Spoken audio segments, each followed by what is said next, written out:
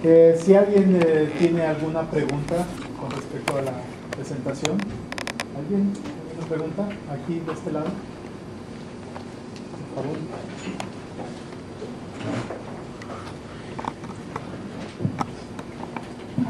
Bueno, más que pregunta es una observación. Lo que pasa es que cuando uno hace una prueba de bombeo, bueno, aquí en México luego la conductividad hidráulica o la permeabilidad se saca a través de pruebas como de infiltración, o sea, pruebas de Bohler, de Lefranc, de Ruth. Pero cuando haces una prueba de bombeo, o sea, tú tienes los resultados de una caracterización y te dicen, no, pues es que prácticamente el contaminante no se va a mover porque el medio es impermeable. Pero haces una prueba de bombeo y pues resulta que tiene radios de influencias grandes, ¿no? Pues tú dices, es que pues por obviedad, ¿no? Dices, la conductividad hidráulica horizontal es mucho mayor que la vertical, ¿no? Pero luego así te lo están reportando y ya cuando llega un momento que dicen, no, pues es que no se mueve y de repente empieza a aparecer producto libre donde no había y dicen, no, pues como que hay un charco que está por ahí colgado y tú dices, no, pues no es que está colgado, sino porque no evaluaste bien la conductividad hidráulica, ¿no? Entonces, bueno, más que nada una observación de que, bueno, prácticamente a veces sí afecta mucho nada más el tener un concepto diferente de cómo determinar un parámetro, ¿no? Por eso usted estaba poniendo el ejemplo de cómo haciendo la prueba de bombeo pues logra determinar más o menos cuál es la distancia a la cual está el contaminante, ¿no? Como si fuera una entrada, ¿no? O sea, como si fuera una recarga. Entonces, no es una pregunta, más que nada es una observación. Sí. Muchas veces así que vas a recibir más informaciones sobre los análisis de muestras de prueba de bombeo. En una manera, vas a instalar primera vez un pozo y vas a bombear y tomar la primera vez la muestra y recibes un análisis que significa, y esta es la cosa que tienes que saber para tomar muestras de bombeo, y vas a bombear, por ejemplo, una hora antes de tomar la muestra, significa muchas veces una influencia de 10 metros o menos, depende del acuífero, de influencia de este análisis. Y para saber que la contaminación en el agua subterránea muchas veces no es como una área, muchas veces hablamos sobre canales, sobre un foco rojo. Teóricamente pasa muchas veces que entre dos pozos que has instalado pasa la contaminación, y cuando tomas solamente muestras de velo, por ejemplo, nunca vas a encontrar la contaminación. Bien, ¿alguna otra pregunta? Un complemento más.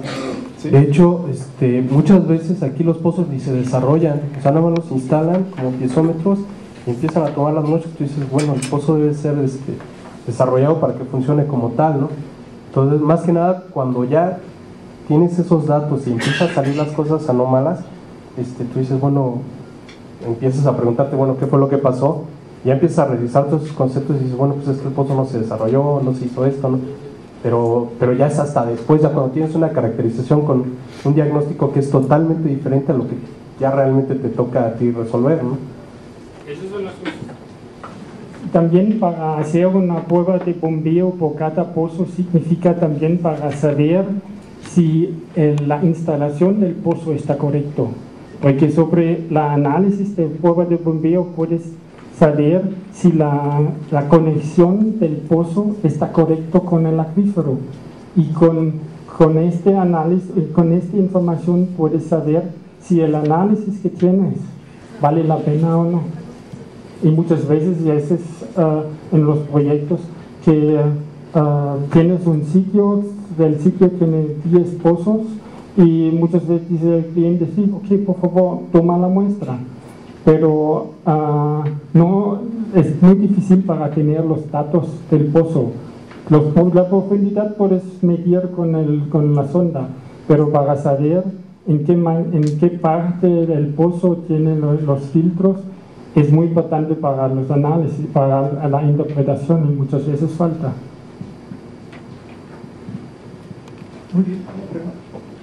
Sí, parto de la base que la metodología y el programa que nos comparte es previamente negociado con la Comisión Nacional del Agua para que lo pueda llevar a cabo, o sea, autorizado. Mi pregunta es, ¿cuál ha sido su experiencia respecto a la negociación con la Comisión Nacional del Agua para parámetros de agua subterránea impactada? Para parámetros de los pozos, para los datos del pozo, sobre todo los en general, VOCs, parámetros en general. Partamos de la base que no sabemos qué es lo que tiene y que usted tiene que, de alguna manera, sabe que está contaminado. Mi pregunta es su experiencia para llegar a la CNA y la negociación de los parámetros, porque sabemos que no hay parámetros para aguas subterráneas. Entonces, la pregunta es, ¿cuál ha sido su experiencia al respecto? Mira, las experiencias son en una manera que muchas veces existen informaciones, existe un plan, pero tristemente yo encontré muchas veces pozos que son instalados con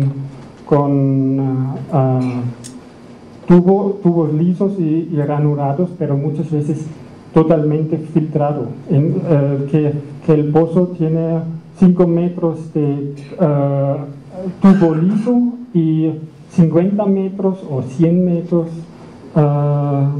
tubo ranurado, en una manera que el pozo está instalado para conectar los diferentes acuíferos, y por eso tienes, por ejemplo, un sitio con dos diferentes acuíferos con 2 diferentes niveles freáticos, y haces un pozo y vas a instalar un filtro, los filtros de arriba hasta abajo. Tienes un promedio de nivel freático y tienes un promedio de dónde sale el agua. En esta manera no vale la pena el análisis, porque no puedes interpretar. Tienes una contaminación, pero no sabes de qué parte del primer acuífero o del segundo acuífero es.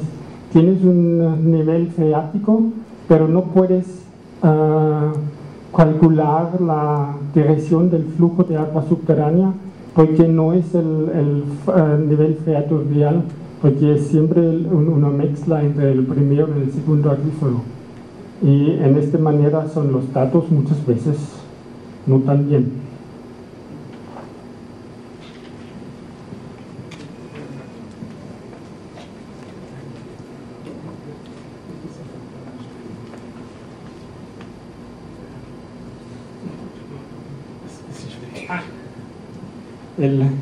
Probablemente entendí mal. La experiencia